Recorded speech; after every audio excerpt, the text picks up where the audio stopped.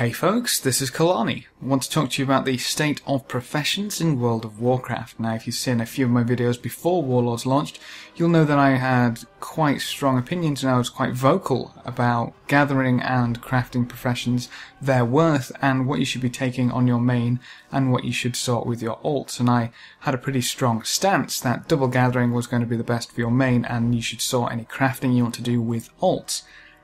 It pretty much worked out perfectly. It went exactly how I thought it would, and I made a lot of money with gathering materials on my main, and then any crafting that I wanted to do I sorted with my alts. But all the professions are incredibly strange. They're very different from what they used to be, and I don't think they bring anywhere near as much gameplay as what they used to.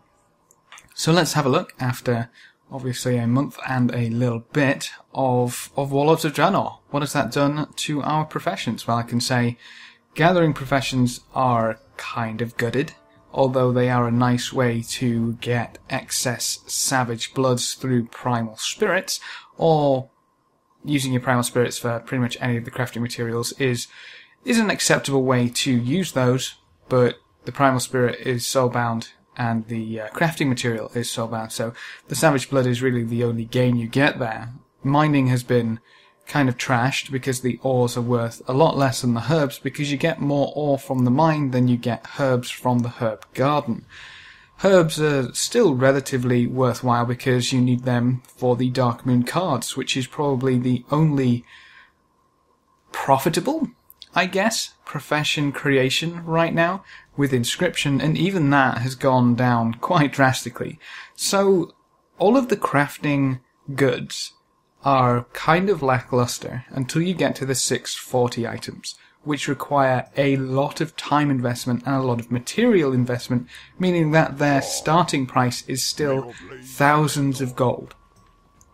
And they're Leferade quality, which is kind of ridiculous. If you want to upgrade them to Highmaul Normal and Highmaul Heroic, you have to kind of give an arm and a leg in the form of Savage Bloods, and that's not to mention the 150 and then 200 crafting materials you require. It's actually better to go and buy the 640 item instead of trying to craft it yourself, because then you're guaranteed to get the stats you want instead of having to randomly re-roll them constantly and spending potentially 3-4 times the amount of the item itself just getting the stats that you want.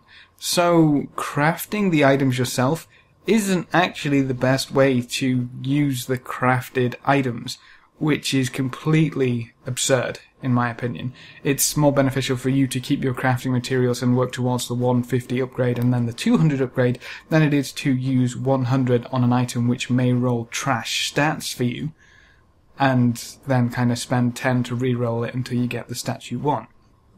Just either create the item, try and sell it for the same price as the item on the auction house which has your stats, do a little switcheroo or spend a bit of gold, and you're kind of looking a lot better. Which is a very, very strange thing to think about. The best way to get the best crafting materials is to buy the crafted material and then upgrade it. Whatever. I don't really like how that's going, especially when you consider that you can't create any item between 585 and 640. You cannot create a single item, unless you're obviously creating weapons, but they're the exact same deal as the 640 epics. They just start at 630. Which again is a little bit of a kick in the teeth for blacksmiths and engineers. So I don't really think any of the crafting professions are doing incredibly well. A lot of the upgrade items are still selling for a decent profit, but remember you're using 150 of your crafting material or 200 of your crafting material on top of the Savage Bloods to get that profit. When you add up all the materials and all the time, you could probably do other things which are far more worthwhile. Meaning the only crafting profession that I would even consider putting in work orders for right now is dual crafting for the gems, and you know, the 50 gems are kind of ridiculous, so that's kind of nice. And then the enchants are always going to be somewhat useful, and then the last one is Inscryption, because those cards are still making quite a nice profit. But I don't think people have quite realised that those trinkets, when upgraded fully, are still going to get replaced in either Highmaul Mythic I mean, I guess if you're not going that far, then it's not too bad, but they are going to get replaced, and that's a huge, huge gold investment. But when people buy BOEs for 100, 150k, I guess people have money to spend. So, back to the gathering professions, because I didn't really talk about skinning. Skinning is actually doing pretty well. It hasn't been gutted quite as much as mining and herbing, simply because it's a building which you have to build and go and do some work to get the leather. So it's not like a direct replacement there, which is kind of nice. You can still make quite a bit of money with skinning, you just have to put the time in. Now there is one saving grace with crafting professions, and that's when you realise that you potentially won't be making a great deal of gold or useful items from your crafting professions, you can use them to gear up your alts nicely. Getting straight into 640 gear boosts your item level to the point where you'll walk straight into looking for raid and straight into heroic dungeons, which is definitely nice. So I don't know how many of you are interested in secondary professions, but I think that's still worth talking about because they've kind of been hit badly as well. Now, nowhere near as badly because they're not a primary profession, they're not what people are used to making gold from. But cooking, fishing, archaeology are kind of iffy. They're not quite as exciting as they used to be. So cooking has more or less been completely replaced, because while you can make 100 stat food, it's not really going to be efficient at all when a Savage Feast will feed your raid and be 100 stat food. So Savage Feasts come from the barn, and they come from the barn at a very decent rate, to the point where on my server they're on the auction house for less than 4 gold. Now the 100 stat food from cooking, you would have to go and collect the meat for the stat food of your choice. So for crit I'd have to go and get boar, I believe, and then I would also need to go get the fish, which would be the gulpers. Then I would need to cook both into 75 stat food, and then cook that 75 stat food from meat and fish into the 100 stat food. So not only does it take more time, the materials that you use are actually far more expensive than just going to buy a Savage Feast.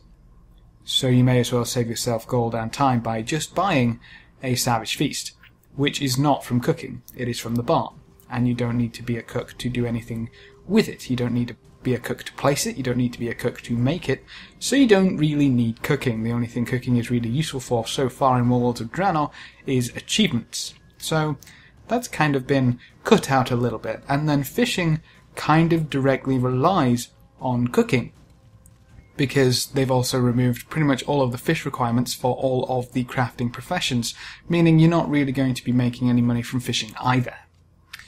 Again, achievements. Still useful for achievements, but that's about it.